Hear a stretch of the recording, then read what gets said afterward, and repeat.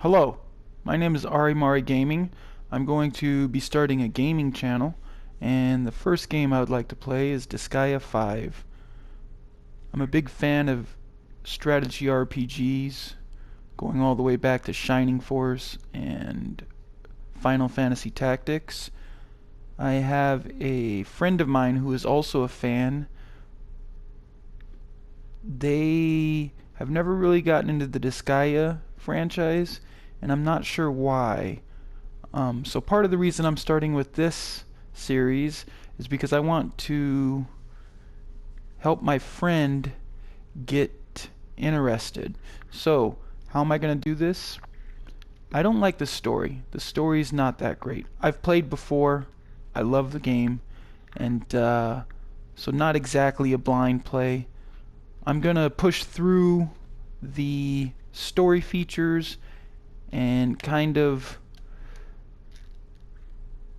elaborate on some of the mechanics features that the game doesn't spend time on.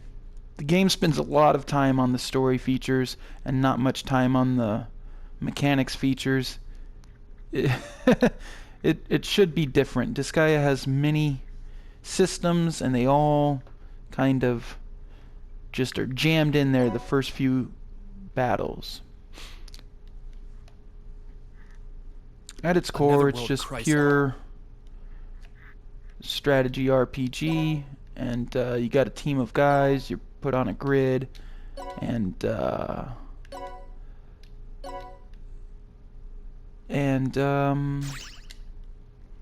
you build your guys up, levels, you get better equipment, you fight stronger enemies, and you repeat.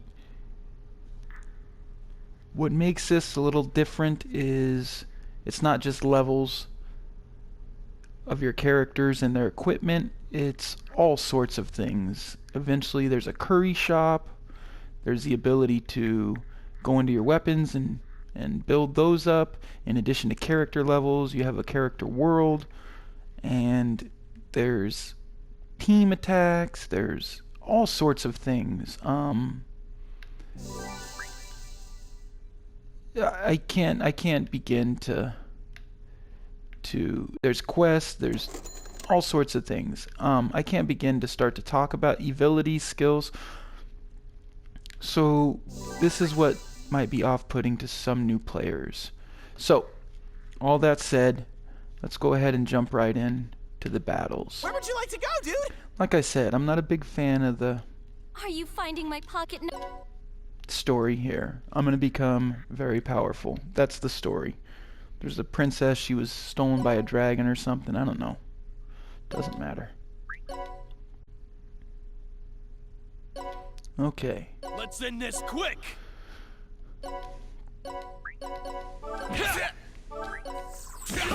I've seen a few Let's Plays on... Oh, I got the speed way up. I've seen a few Let's Plays on the internet, and they get a little bogged down with You okay? bringing 30 trillion characters out.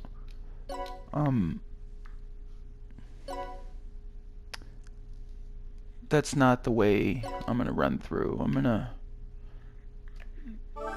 So, I'm gonna use the strategy of making my units powerful. I'm going to balance making my units powerful versus the appropriate power for a fun strategy inside each level, each stage. So that first one, you go in there. Where would you like to go, dude? It's a lesson on moving and attacking. Where would you like to go, dude? What is going on? Oh, I have to go to the recruiter. Okay.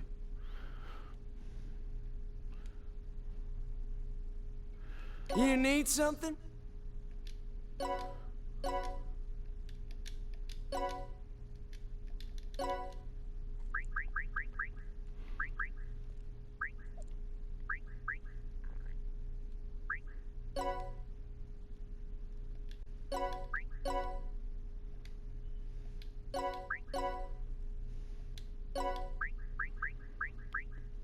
This is a mage. It's a woman mage. Woman mages have, I think, oh, magic moderation. So they use less SP, but it's less powerful.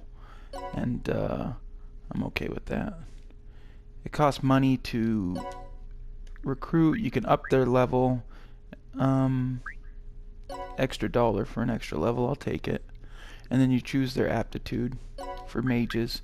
We'll do fire. I think at the beginning everybody's fire. This is just their voice, and then we have some extra colors. She's a fire mage. Let's give her a little bit of red. You. Alright, let's get a couple more. Let's get a male mage. I think they use a little more fire. I mean, magic. But their magic is a little more powerful, is the trade-off. We'll make this guy wind.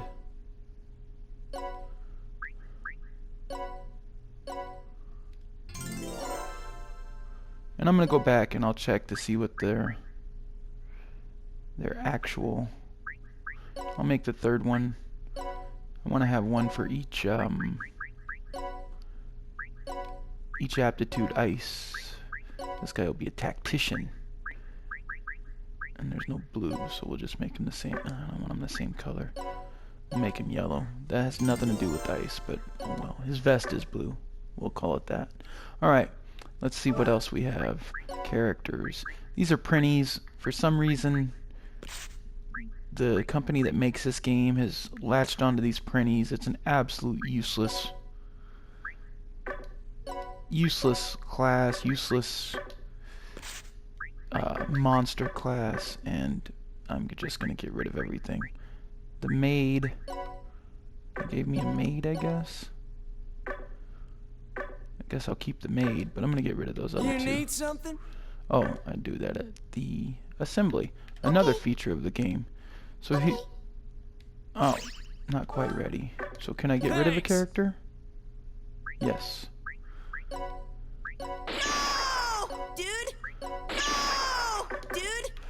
And you can arrange these, so a lot of the game is being efficient with your controller movements and your time, because you can get up to level 9,999, so there are, you want to be efficient. You don't want to grind that one level at a time. So you can arrange. I'm going to do a manual arrange. This girl's pretty good. She uses a ranged weapon. This girl is, that looks good. That looks good. Yeah. Alright, let's go over here. I don't know why my character walks so slow. There must be an option. Oh, man. So here's the weapon shop. You buy weapons. They're separated into classes. Your characters, for instance, my mages, have aptitudes. Where are they? Oh, over there on the right. Weapon mastery. Masteries, I'm sorry. The mages, you can see, are B with the staff, and she is also a B with the staff. So we'll get them all 3 staves. And then Seraphina is good with the staff and an axe, but she's really good. She's A with the gun and A with the bow. So there are 3 slots, 3 equipment. There are 5 equipment slots: main weapon, sub weapon, and the 3 armor slots. 3 armor slots just means 3 non-weapon slots. So you can have 3 pairs of shoes on in this game, and shoes give you movement, so you can up your movement by quite a bit. It's the way you can customize in this game is one of the coolest features. The sub weapon, I'm not too sure what it does. I know you can switch in battle. So for instance, Seraphina is good with a gun and a bow. Guns shoot straight, bows shoot all over. I think there's a little more range with the gun, maybe 1 more range. So if you wanted to switch back and forth in battle, you can press the square button. I'm not sure if the aptitudes for the weapon apply, if the aptitudes for the sub weapon apply to your character. If so, that's another way to just get some stats on your character. Alright, let's test it out. So I'll buy, what did I say, 3 staves. just a stick, so this will cost 300. 3 of those. And let's get some armor. Oh, slippers. Never mind. Let's get some. We need 2 for each, so we'll buy $2,000 worth of slippers. Alright. Let's go to characters. Equip Kilia with some shoes. This young lady can have shoes. This young man can have shoes. This young man can have shoes. And this young lady can have shoes. Let's give a couple of our mages. Also, there's aptitudes on there.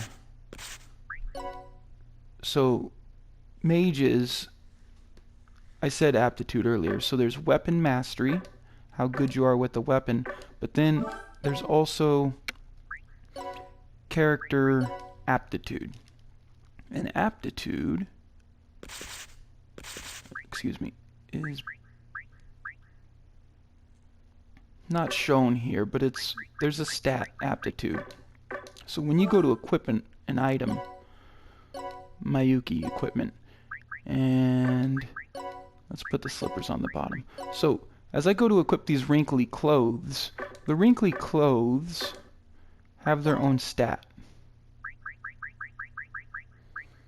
And that stat is 2 defense and 1 resistance.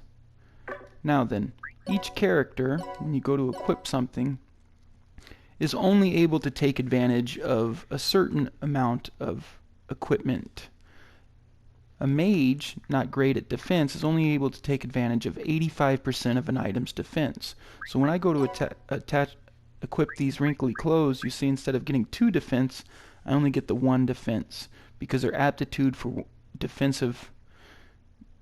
extracting all the defense out of an item is 85%, so she doesn't get full defense.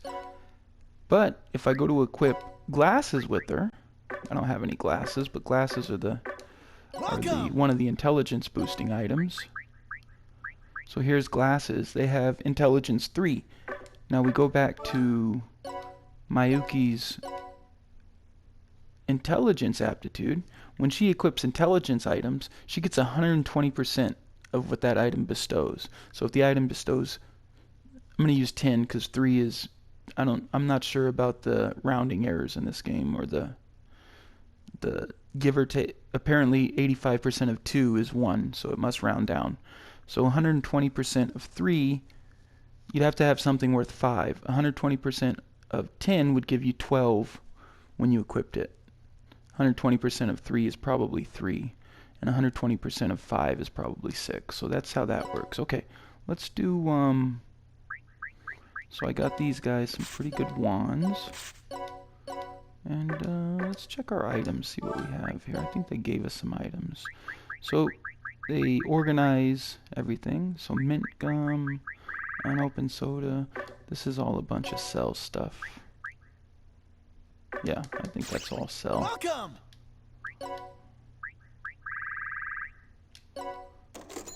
There we go. All right. Here's the hospital. Fix you up. Looks like I'm full. All right. I'll do another battle. Where would you like to go, dude? I'll call that a video. My intro video. All right. Shriveled vein.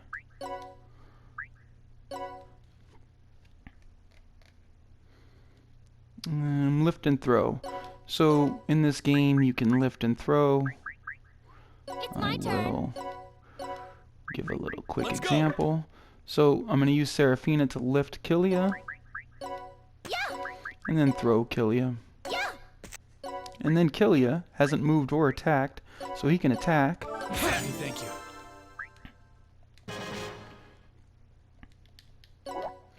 And then move. I'm going to put him up here. All men are my servants. So I have the speed for... There's counters in this game, and there's not just one counter. For instance, I attacked. The enemy attacked. Excuse me, I attacked. The enemy... I attacked. Kilia attacked the enemy. The enemy counterattacked. Kilia countered the counter. So counter attack.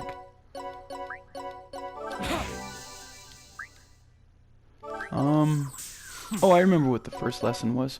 The first lesson was, in this game you can... Alright, I'll do it slow on this one. You can set up your attack. So I'm going to set up my attack with this guy. I'm going to hit Gravy Train. Now then, the little A above his head indicates that he's ready to attack. He hasn't attacked yet, though, even though I chose attack. Some things you do happen immediately. Most of the things you do, most of the in-map things you do, you have to press execute. If you press end turn, it executes, but then ends your turn. The difference is you can execute. The difference between attacking immediately is if you have 5 characters, you can all set them up to attack. As each one attacks, they're in combination, so you get a little bonus. So if you have like 3 weak characters attacking, and then you use your strongest character to attack, the 3 weak characters will build up a combo bonus gauge, a combo bonus multiplier, and then the strong attacker will attack with like 1.4, his typical attack. In this case, I don't have anybody. The difference between execute and end turn is if I execute, it does the attack, and now I have to end turn, so it's a double button press. But if you had like several combos you wanted to set up, I usually do end turn after an attack. I don't know why I didn't in this scenario. Let's get this one some experience points. You okay? MVPs, you get a little bonus experience. I know I said one more and then I'd...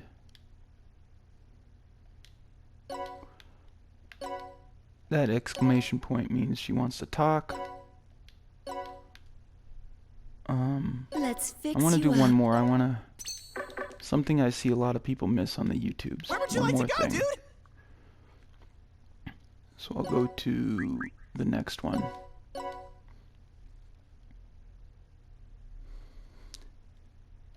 You don't have to guess what your attack is going to do.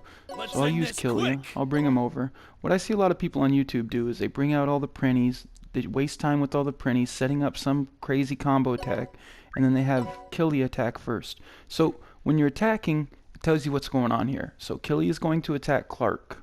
Here, I'll put another person out just so you can see the differences. I'll put Mayuki right here. I'll bring Killia. Okay, now I'm going to choose attack with my Thimble Fist. It's saying, who would you like to attack, Mayuki or Clark? I'm going to say Clark. Mayuki's my ally. I'm going to say Clark.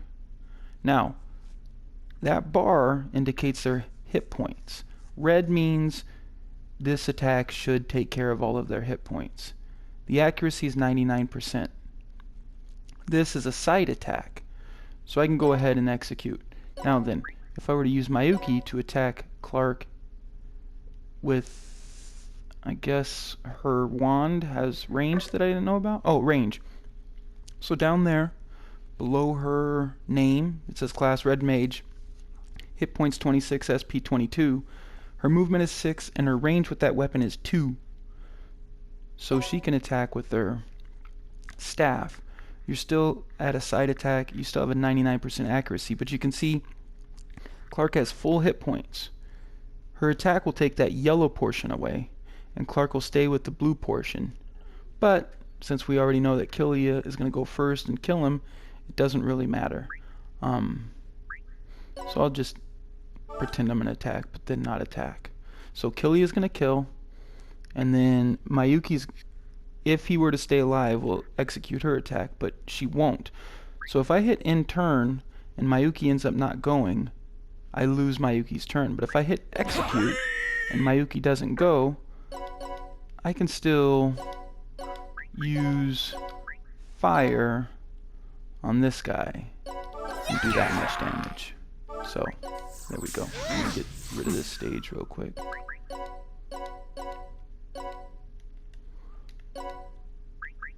And these beginning stages, each one is to try to kind of show you something. It's not really a tough... Ooh, here's a little trick. To get more movement, my guy Killia has 7 movement, so I could move here, but if you move back to your base panel and then dispatch them again, gets you a little extra movement. That'll do. So she kills. Seraphina hits. They have a healer. He counters. Seraphina's gonna attack the healer from behind. And I'll send this young lady over to start doing fire on this one. Miss. 71%. That'll happen. Okay, so this guy just gave her a good shot of 11. It's not good. I would like to kill him, but the healer...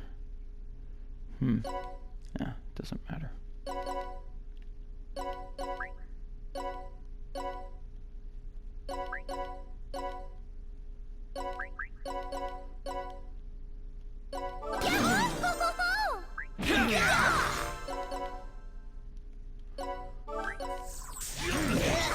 Bang!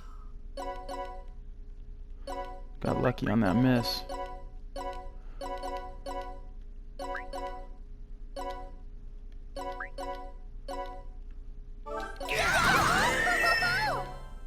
You okay? Alright, alright. This is the beginning of Disgaea 5.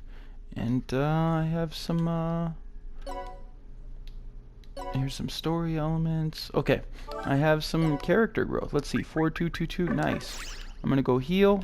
Let's And fix you up. that will just about do it for my first video.